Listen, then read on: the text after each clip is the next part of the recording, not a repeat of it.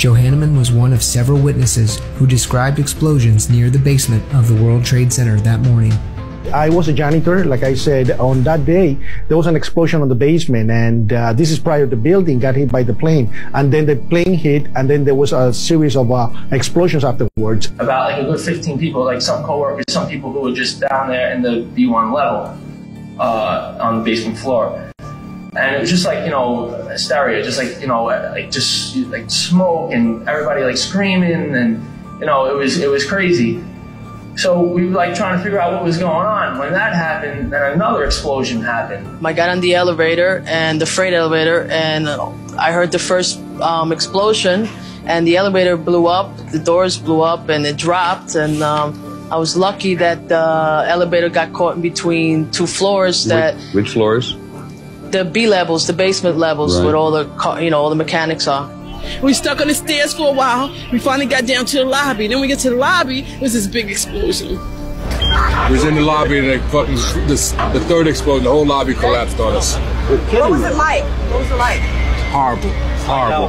The whole building just collapsed on us inside the lobby. Was that a secondary explosion? Yes, it was. That was the plan, probably. Yeah, definitely a secondary explosion. Because we was inside waiting to go upstairs, and on the way upstairs, the whole fucking plane blew. I think a bomb went from the lobby first, then a plane hit the building. The bomb hit the lobby first, and a couple of seconds in the first plane hit. This testimony would become controversial in that it contradicted the prevailing theory that the buildings collapsed due to fire from plane crashes and not from explosives. Curiously, in a written interview with People magazine published on September 24, 2001, Johanneman is quoted as saying he was on the 30th floor when he witnessed the explosions from the elevator. This is the only one of his many interviews on video and in print that mentions being on the 30th floor instead of the basement. The rest of the story quoted by People magazine is the exact same as Johanneman's other interviews.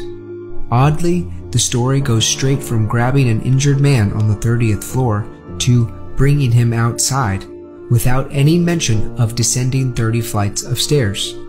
Was Kenneth Johanneman misquoted in the People magazine interview? Was he pressured to change his story? Why is that the only published interview of Johanneman that mentions the 30th floor?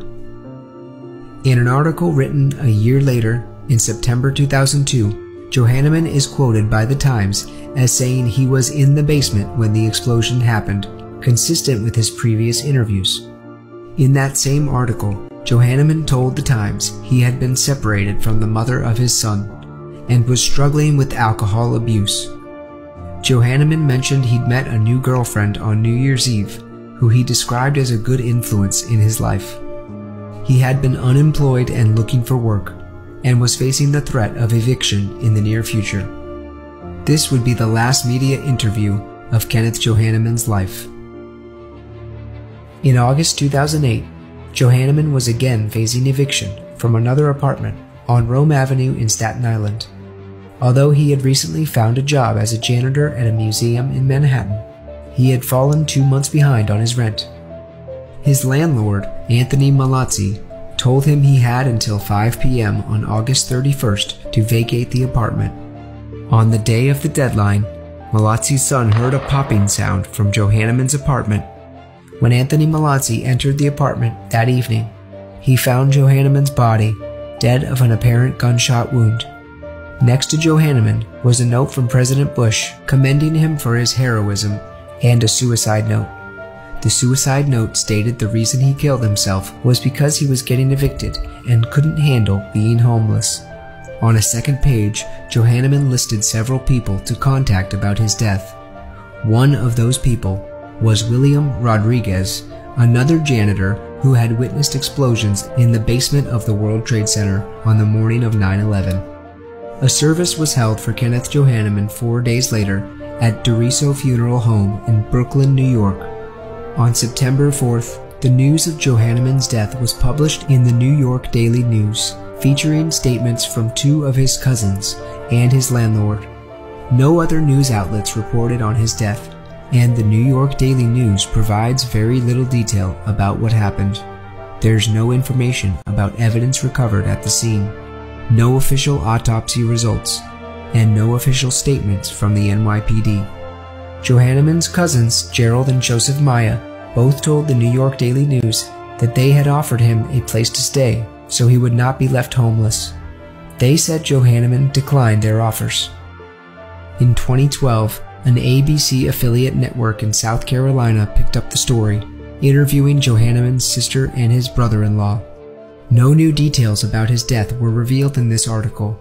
Johanneman's brother-in-law Raymond told the reporter he believed survivor's guilt may have led Johanneman to commit suicide. I was late for work, and that's the only thing that saved me. That's why I wasn't there up on those floors. My routine was from the 72nd to the 105th floor. I thank God that I'm still here, because if I wasn't late that day, I would have been up where the first plane hit. While this explanation is plausible, there are many who believe Johanneman's death may not have been a suicide. This concern arises because Johanneman is one of many 9/11 witnesses who died young in mysterious circumstances. The common link among these witnesses was that their accounts contradicted the official conclusions of the 9/11 Commission report. Some have commented that the handwriting of Kenneth Johanneman's suicide note is unusual, alternating between all capital letters and all lowercase in a haphazard way. Because Johanneman's death was reported as a suicide in the media 5 days after his death, it is safe to say that a forensic handwriting analysis was probably not completed on the suicide note. As Kenneth Johanneman was not a well-known public figure, these details were never made public by the NYPD. Others have questioned why Johanneman would take his own life despite having a job, a loving girlfriend, and multiple other options for places to live. Was Kenneth Johanneman a tragic victim of survivor's guilt? Was he murdered to silence his eyewitness account of explosions in the basement of the World Trade Center? Or to send a message to other witnesses to keep quiet?